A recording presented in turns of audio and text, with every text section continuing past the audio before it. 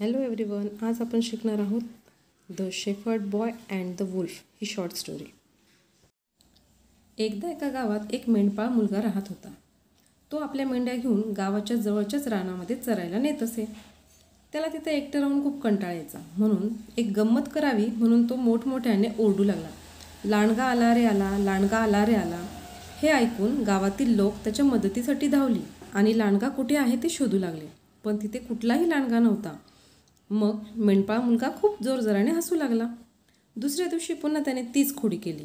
पुन्हा तो ओरडला, लांडगा आला, लांडगा आला. गावकरी पुन्हा धावत आले. मेंढपाळ मुलाला हे सर्व खूप गमतीशीर वाटलं. मात्र तिसऱ्या दिवशी खरोखरच एक मोठा लांडगा आला आणि तो त्या मेंढ्यांवर तुटून पडला. हा मुलगा घाबरला, ओरडू लागला, लांडगा आला, खरोखर लांडगा आला.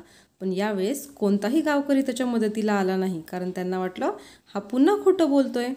आणि त्या लांडग्याने सगळ्या मेंढ्या पळवून नेल्या. आता ही स्टोरी आपण लाईन टू लाईन इंग्लिशमध्ये कशी लिहायची ते आपण बघूयात. एकदा एका गावात एक मेंढपाळ मुलगा राहत होता. Once upon a time there was a shepherd boy lived in a village. तो आपल्या मेंढ्या राखण्यासाठी गावाच्या आजूबाजूला त्यांना नेत असे. He watched over a flock of sheep near a village. एकदा त्याला गावकऱ्यांची गंमत करण्याची लहर आली, म्हणून तो ओरडू लागला, लांडगा आला, लांडगा आला. हे वाक्य इंग्लिशमधून कसं लिहिणार? He wanted to make a fun, so he fooled the villagers by crying out, wolf wolf.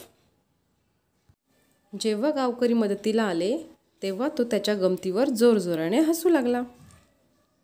When the villagers came to help him, he laughed at them for his own amusement. एक दिवशी खरोखरच लांडगा आला आणि तो मेंढपाळ मुलगा मदतीसाठी रडू लागला, ओरडू लागला. One day the wolf came for real and the shepherd boy cried for help. मात्र यावेळी एकही गावकरी त्याच्या मदतीला आला नाही, कारण त्यांना वाटलं की तो पुन्हा मस्करी करतोय. But no one came to help him as they thought he was joking again. त्या लांडग्याने मेंढपाळ मुलाला घाबरवून पळवलं आणि सगळ्या मेंढ्या खाऊन टाकल्या. The wolf killed all the sheep and scared the shepherd boy away. Grammatical नियमानुसार ही स्टोरी कशी लिहायची ते आपण बघूयात. Once upon a time there was a shepherd boy. He watched over a flock of sheeps near a village. He wanted to make a fun, so he fooled the villagers by crying out, wolf wolf. When the villagers came to help him, he laughed at them for his own amusement.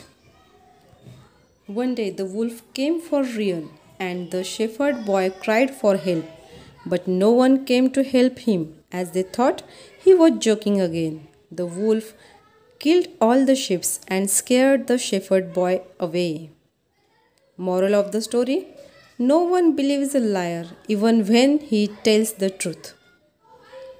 खोटारडा व्यक्ती खरं जरी सांगत असला तरी त्याच्यावर कोणीही विश्वास ठेवत नाही, म्हणून खोटं कधीही बोलू नये. हा बोध आपल्याला या कथेतून मिळालेला आहे.